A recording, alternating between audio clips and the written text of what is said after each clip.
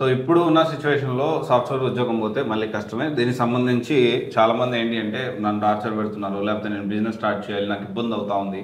So ఇలా రకరకాలుగా నాకు ప్రెషర్ అయిపోతా ఉంది. సో ఐ నీడ్ బ్రేక్ ఇలా మాట్లాడుతూ ఉంటారు. సో ప్రెజెంట్ ఉన్న సిట్యుయేషన్ ఏంటో కూడా మీకు క్లియర్‌గా చెప్పడానికి ప్రయత్నం చేస్తాను. ఇప్పుడున్న సిట్యుయేషన్‌లో ఎట్టి పరిస్థితుల్లో బెస్ట్ పర్ఫార్మెన్స్ ఇచ్చి జాబ్‌ని కాపాడుకునే ప్రయత్నం చేయాలి. ఇక్కడ ఏంటి అంటే ఎప్పటికప్పుడు అప్‌స్కిల్లింగ్ గాని ఉద్యోగుల్ని లే ఆఫ్స్ అనేవి చేస్తూనే ఉన్నాయి. సో దీనికి సంబంధించి ప్రపంచ టెక్ దిగ్గజం కీలక నిర్ణయం తీసుకుంది. మైక్రోసాఫ్ట్ పనితీరు సమస్యలతో వర్క్ సరిగ్గా అప్‌స్కిల్లింగ్ అవ్వకో లేకపోతే రకరకాల కారణాలతో మైక్రోసాఫ్ట్‌లో లే ఆఫ్ అయితే దాదాపు 2 సంవత్సరాల వరకు మళ్ళీ దానికి కనీసం ఇంటర్వ్యూ అప్లై చేయడానికి కూడా అవకాశం ఉండదు. ఈ ఉద్యోగ కోతలను గుడ్ అట్రిషన్‌గా పిలుస్తున్నారన్నమాట.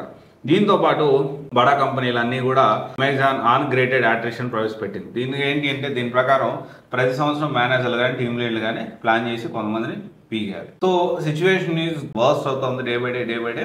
ఒకటే విషయం ఏంటి అంటే మళ్ళీ సాఫ్ట్వేర్ ఉద్యోగం వదిలేస్తే మళ్ళీ వచ్చే పరిస్థితి లేదు. ఇప్పుడున్న సిచ్యువేషన్లో కంపెనీ మారడం కూడా కొంచెం ఆచితూచి బాగా అప్‌స్కిల్లింగ్ అయ్యి అప్పుడు కంపెనీలు మారితే బెటర్ కానీ సో కొంచెం ప్రెషర్ అయిపోయింది ఇబ్బంది అవుతుంది అని చెప్పి కూడా రిస్క్ తీసుకోవద్దు. ఒకవేళ తీసుకునే పని అయితే బాగా ఆలోచించండి, నిర్ణయం తీసుకోండి.